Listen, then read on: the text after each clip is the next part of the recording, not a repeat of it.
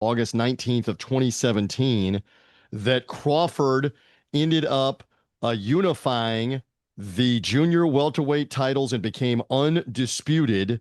You were at ringside for his fight with Julius Indongo, and much like Moses Itama, it took a little longer, but it did not take long that night, my friend. What do you recollect in Nebraska? This was a sensational atmosphere. Okay, so he's from Omaha, Nebraska, and he had fought in Omaha to great crowds. And I'd been to Omaha for one of, and seen the great crowds that have turned out for his fights. But this particular fight, well, all the activities took place in Omaha, weigh-in, press conference, workouts, where the media hotel was, where all the fight hotel people were, all the undercard people stayed there.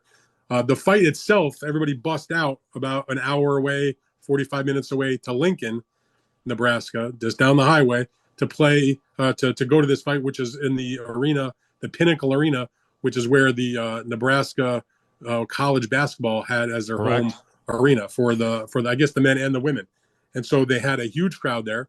It was not that big of a building, but I think it was sold out. Or if it wasn't sold out, it sounded, if there was 12 or 15,000, it sounded like there was 50,000. I've been in that building. It's probably about a 10, 12,000 Yeah, seat arena. That's fair. spectacular atmosphere. I mean, they really turned out. And Ndongo was not exactly a household name, but Terence Crawford in that region was a huge star. He was like the franchise. Um, and he went in there. He had two of the belts, and Ndongo had two of the belts, and they put on this unification fight, and he absolutely destroyed Julius Indongo. Third round knockout with one of the best left hands to the body that you'll ever see. It also knocked him down in the second round, and he just I'll use your phrase again. He freight trained him. I mean, that's what this was. He ran him over like it was a Mack truck going down the road. I mean, It's just easy to say now, but watching him that night, did you sense this is pound for pound greatness? Because you were right there soaking it all in, and you'd seen a bunch of big time welterweight, junior welterweight fighters before that. What do you remember thinking watching him destroy no. Ndongo? At that point, you're like, yeah, he's a pound for pound level guy, no doubt about it. I mean, at that point when he won that fight, he became 32-0 with 23 knockouts. Now he had already been a champion in the lightweight division. Um, he didn't have the undisputed title, but he was considered the lineal champion. He had beaten the top contenders. He had had some big wins at 140 pounds.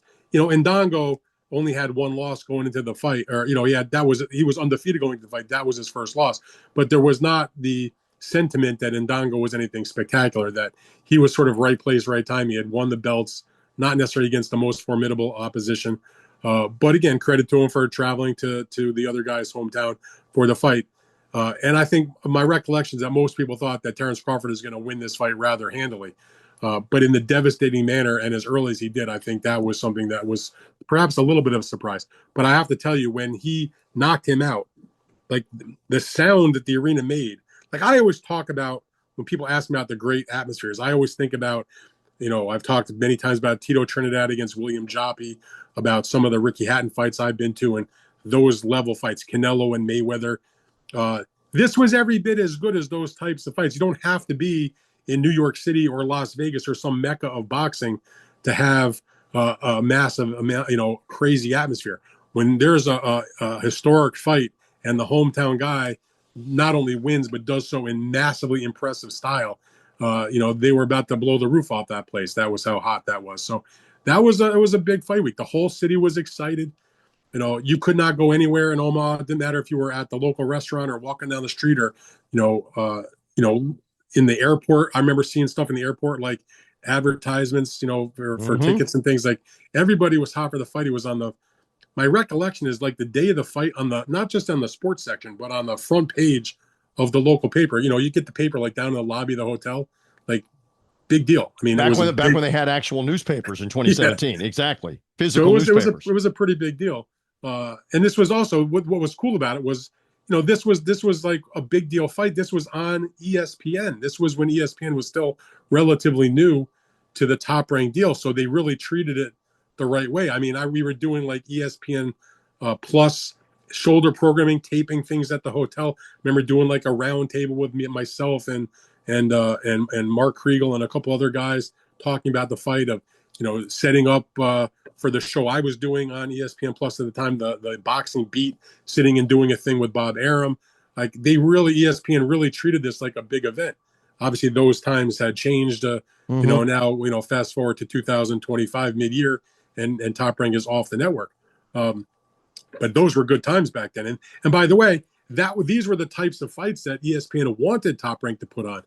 Big, significant, important fights. Terence Crawford, an undefeated star, going home in front of a huge crowd, fighting Yep. for the Undisputed Championship. That was a pretty big fucking deal. And of course, he later would go on to be undisputed at welterweight, and then will eventually make the Canelo challenge coming up, trying to be undisputed at super middleweight later this year. Good nostalgia